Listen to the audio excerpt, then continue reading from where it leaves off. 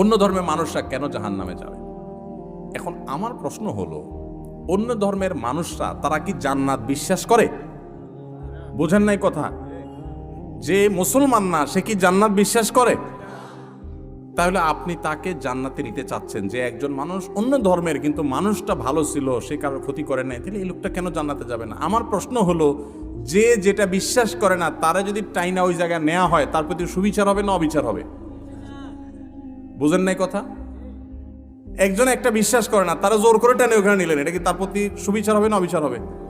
তো যে জান্নাত বিশ্বাস করে না, যে আল্লাহরে বিশ্বাস করে না, তাহলে তার কাছ জন্য আল্লাহর কাছ থেকে আপনি জান্নাত আশা করেন কোন যুক্তিতে? বুঝেন নাই ভাইরা আমার? জান্নাত তাদের জন্য যে জান্নাতকে বিশ্বাস করে, যে আল্লাহকে বিশ্বাস করে। যে বিশ্বাস করে না তার সেখানে যাওয়ার কোনো অধিকার থাকতে পারে না।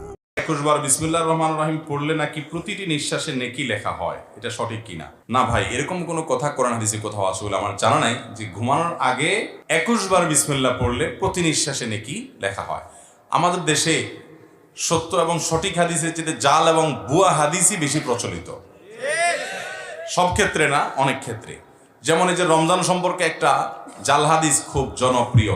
রমজানের সংবাদ যদি আপনি সবার আগে কাউকে দেন, তাহলে আপনার জান্নাত নিশ্চিত।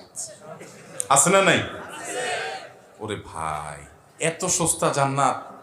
এই জন্য যুবক পোলাপায়েন যত আকাম কুকাম যা আছে সব করে নামাজ কালামের পড়ার দাঁত দাঁড়ে নাই, শুধুমাত্র মেসেজ ইনবক্সে 10 জনকে পাঠায় দেয় আর জান্নাত নিশ্চিত করে ফেলায়।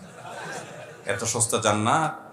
জান্নাত পেতে হলে ঈমান লাগবে, নেক আমল লাগবে, গুনাহ ছাড়তে হবে, নামাজ পড়তে হবে, হালাল পথে চলতে হবে, হারাম বর্জন করতে হবে, হারাম রিলেশন বর্জন করতে হবে, তারপরে জান্নাত লাভ করা যাবে। আপনি মেসেজ ফরওয়ার্ড করে জান্নাত লাভ করার এই সস্তা পদ্ধতি আপনারা কে শিখেছি? এরকম ভিত্তিহীন কথা আমাদের সমাজে অনেকে বলে, কি বলে না বলেন?